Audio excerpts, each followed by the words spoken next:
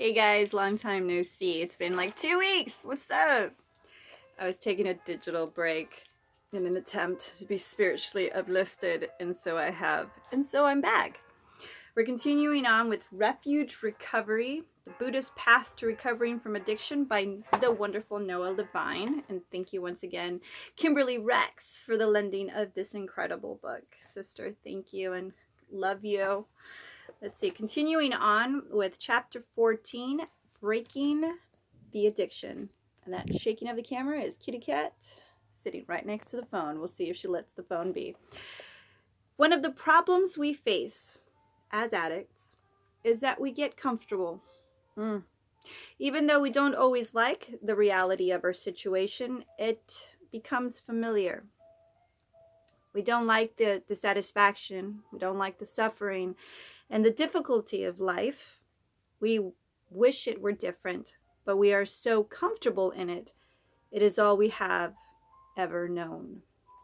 Like a child who is abused by his or her parents. Kitty, I love you so much. So much. There we go. Like a child who is abused by his or her parents. A child who screams for the familiar quote-unquote comfort of those parents as they're being hauled off by the police or beating the child to a pulp. We would rather stay with the familiar than face the unknown, even when what's familiar is our suffering. We are so used to our confusion that when the choice for freedom comes, we think, no way, it's too hard, because the unknown is too scary. We go through our lives repeating patterns of thought and action, even when they bring us pain. We also sometimes get lost in delusional philosophies that explain the difficulties of life.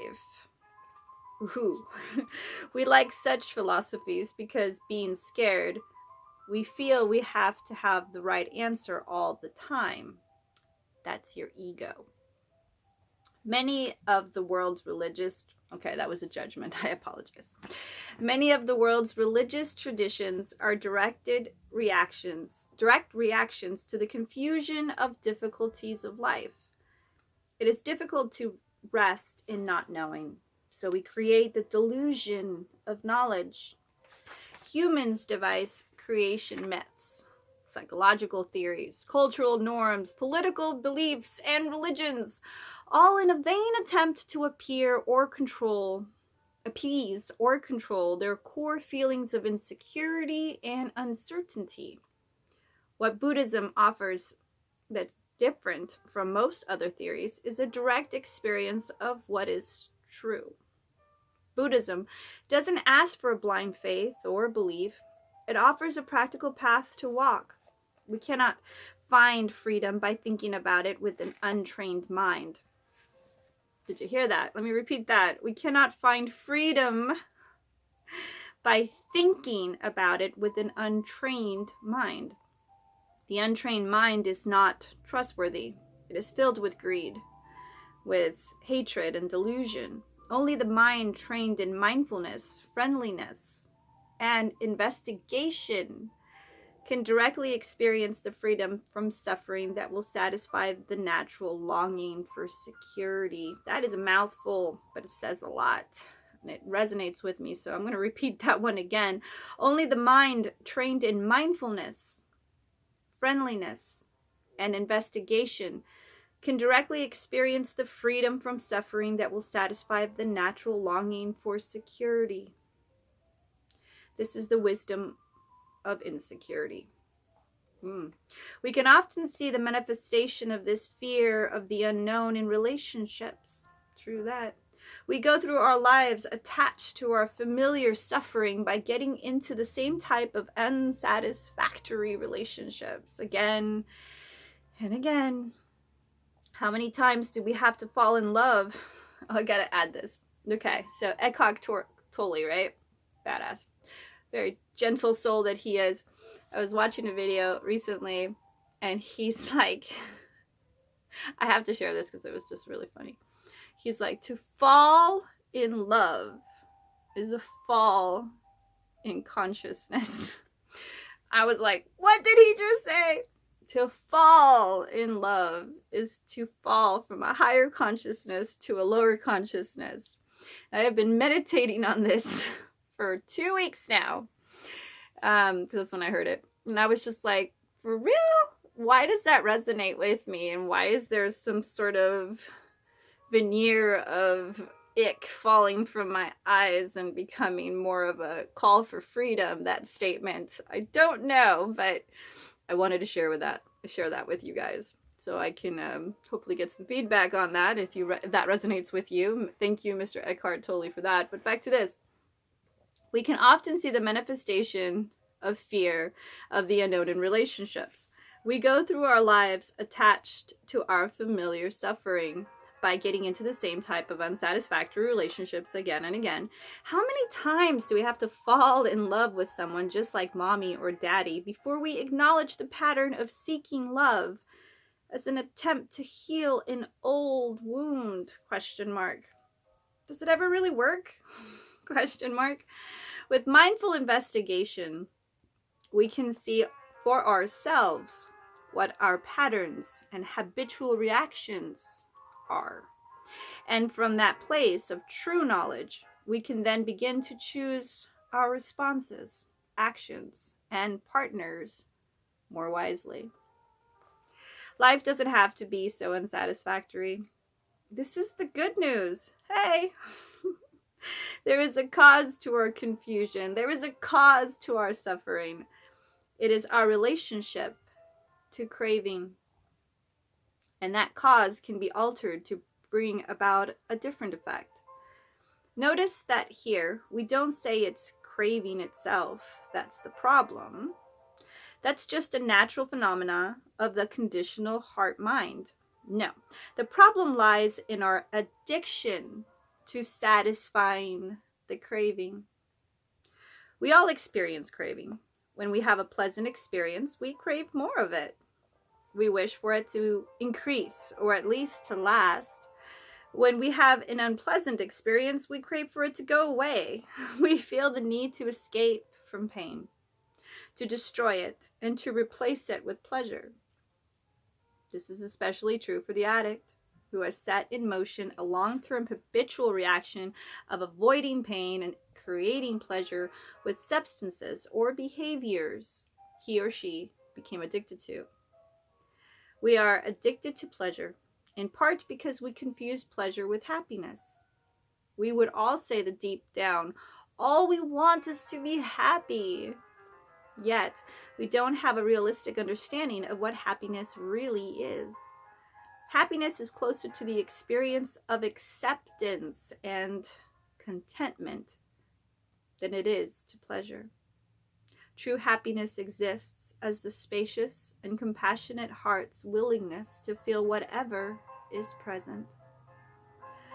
Though pleasure is in no way the enemy to our search for happiness, it does come and go. It comes and it goes. When it's here, we tend to grasp at it. When it's gone, we want more. The addiction is the untrained heart's mind's natural reaction to anything pleasurable. This is clear in the Buddha's second noble truth. The cause of suffering is craving for pleasure. So the second noble truth goes. Though we speak of ourselves as addicts, drug addicts, sex addicts, alcoholics, food addicts, what we are really addicted to isn't the substance or the behavior, drugs or sex or food or alcohol, but it's our minds. We're addicted to our minds. We are addicted to that part of the mind that craves, that says we must satisfy that desire or that.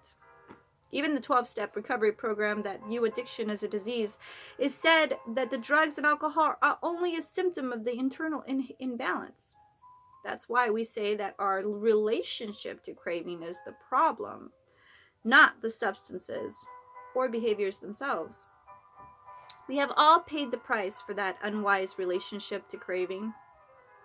Most of us suffering in life is due to our addiction to our thoughts and cravings. We wander through life constantly craving more of the pleasant stuff and less of the unpleasant. This is the place where the spiritual practice of recovery comes in. The Buddha's against the stream, quote unquote, principle tells us that it's counter-instinctual. It goes against our very human survival instinct to accept pain and not chase pleasure. It is a veritable internal battle. Ooh, I like that. Well, I don't like it, but it sounds good for what it's describing. Because breaking the addiction to our knee-jerk satisfaction of craving goes against our natural human tendencies. When life is uncomfortable, we naturally want it to change. When life is good, we want things to stay as they are. It goes against our nature to stop trying to satisfy our cravings, to allow the cravings to be there without reacting to it. Few of us have the courage to accept pain as pain and pleasure as pleasure, and to find the place of peace and serenity that accepts both pain and pleasure as impertinent and ultimately impersonal. But our confusion may also go beyond the courage to train the mind. Wow. But our confusion may also go beyond the courage to train the mind. Other than Buddhism, few teachings even allow for the possibility of this kind of freedom. Most of us have a fantasy of spiritual awakening as being purely pleasurable all the time. The first right, I don't know who would think that. The fit, you know you have skin on you still, right? Time and matter are still part of the things that are going against you. Okay.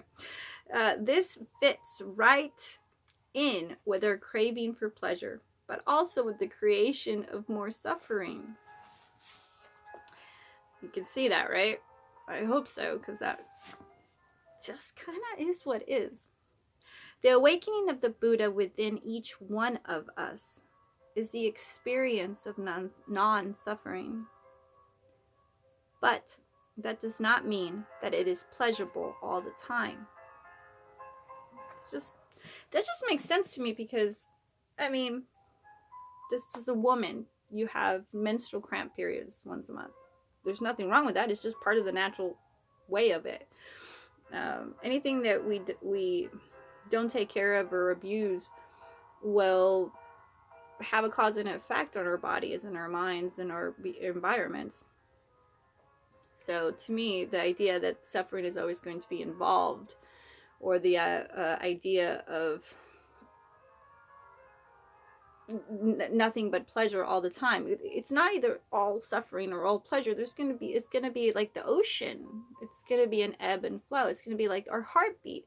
There's a second where it beats, there's a second when it contracts. You know, it just seems natural that there would be an ebb and flow to everything, and that positive and negative energy constantly being that contrast to ourselves as existence as it currently stands in this 3D dimension, or 5D as some people, including me, believe that it's going and is into. But I digress. Not suffering could be considered blissful in comparison to suffering, but that does not mean that it is pleasurable all the time. We have to let go of our fantasy of unending pleasure and the craving for pain-free experience. We have to accept what is. That is not the kind of spiritual awakening that the Buddhist path of recovery offers. We have to let go of our fantasy of unending pleasure and the craving for pain-free existence, is what they're saying there. The important question then is, how do we break this addiction? That's what we're here to find out. Let's see. How do we loosen our identification with craving and the satisfying of our desires? How do we break our addiction to our minds? How do we get free? Well, the untrained mind, the natural state of human consciousness, has very little free will. We talk about free will, about freedom of choice, but without training the mind, we don't truly have the ability to choose. We are actually slaves to, or addicted to, the dictates of the past, of our conditioning, of our karma, our past actions. We don't have free will unless we bring mindful awareness to the moment-to-moment process of cravings arising. The short version of this principle is that we have the ability to break our habitual addictive reactions through close attention to the mind and body. foundational practice is paying attention to our mind, our body, and our present time experience.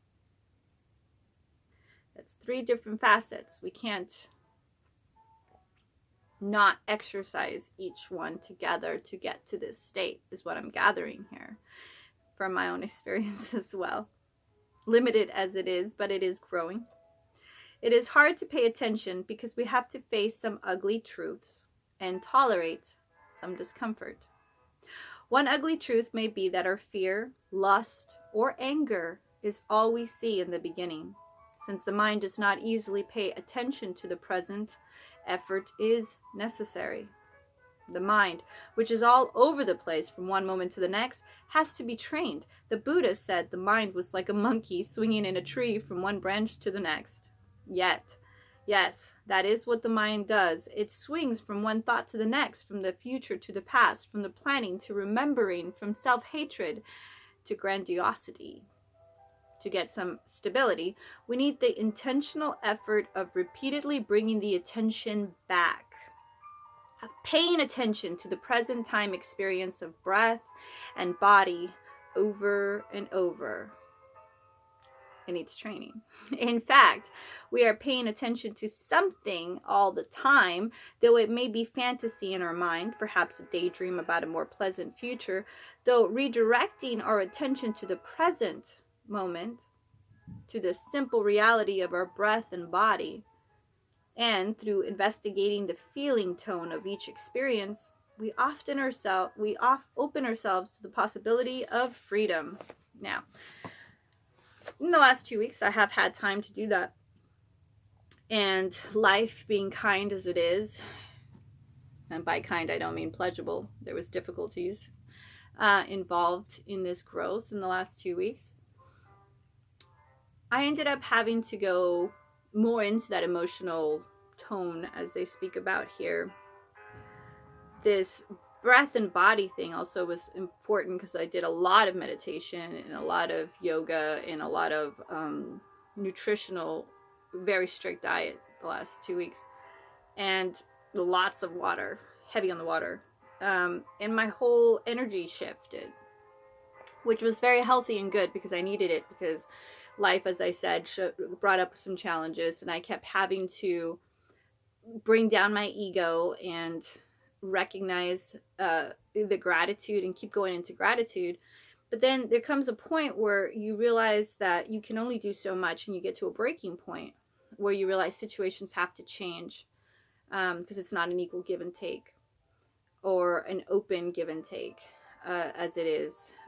It's very like someone speaking and very like wanting information and looking at situations very flowery, and not dealing with the reality of the circumstances involved in the emotional tone of the situations.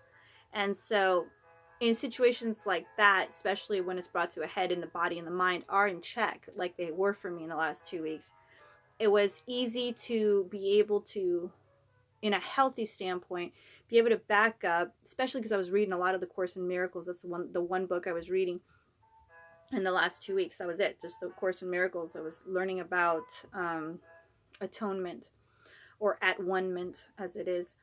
And I ended up realizing that in that space, I didn't have to go through all the emotional tones of everything, because I still had to. I was just able to go through it quicker, more quick, faster.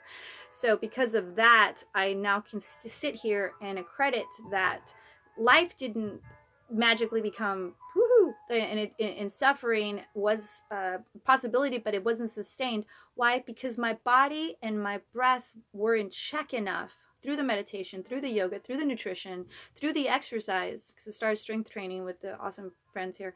And because of those, my emotional tone life was able to be looked at, recognized, processed through quicker, and then I ended up coming out to the other side it wasn't the answer I wanted. It wasn't what I would have chosen. It wasn't what I desired, what I wanted. It wasn't what, as someone kept saying, what I wanted. It wasn't what I wanted that occurred at all. I had to recognize that what ended up having to be, was going to have to be the way it is now, regardless of what, how long it took me. But because I was healthier, because I had my mind being trained and in check easier, I was able to process it all faster. So I still had to go through all the bullshit, but I ended up having to get an opportunity to do it quicker. So this really resonates with me. And I want you as a witness, because it's so rare for me. I'd never been in such a nutritional diet before. I'd never been into doing that much yoga at one time. I've never exercised on top of it all. I didn't have my energy fields through my chakras flowing as nicely, as fluidly as I had the last 2 weeks before. Spiritually speaking, I've been more sound than I have been in the last 2 weeks in other parts of my life. Do a lot of prayer and a lot of meditation in other times in my life, and due to environmental circumstances. But to now know what keeping meditation as a throughout the day active, and nutrition active, and so I was just doing fruit, vegetables, and fish. That's it. No coffee, no sugar, no bread, none of that. It was no red meat. It was crazy, dude. It was awesome though. Our energy fields are equipped to be able to train our mind faster if we but only put in the work with this triad of the body, the mind, and the emotion, the breath and the emotion. So back to this. In fact, we are paying attention to something all the time, though it may be a fantasy in our mind, perhaps a daydream about a more pleasant future, though redirected our attention to the present moment, to the simple reality of our breath and body, and through the investigation, that feeling tone of each experience. Because then we can't really lie to ourselves. If we have enough bandwidth available to us to really pay attention to what the feeling tone of each experience is actually causing to our peace, we open ourselves up to the possibility of freedom. Right now, there is the experience of sitting here reading this book. It is. Is it pleasant or unpleasant? Are you meeting the sensations in your body with aversion or compassion? I feel it as pleasant, and I'm meeting it with compassion. So that's a perfect example, which we'll close here because we're already at 22 minutes. But this is the type of thing where I could sit here and look at a situation and go, okay, I can look at it in the flowery, bright way. I can fall into gratitude. And then I can also see what's it doing to my emotional world, what's it doing to my physical world, and is this a wise place for me to stay at, in the sense of whatever the situation was. And so you have to start investigating it and looking at it like that, and you're only going to be able to get like that when you have enough bandwidth by getting the rest of that triad in check. So we'll finish here for now. We're on page 97, and we'll start with bringing awareness to the feeling tone in this moment allows us to relax and release the aversion. That's where we'll start up. All right. I love you guys. Hasta mañana. Adiós.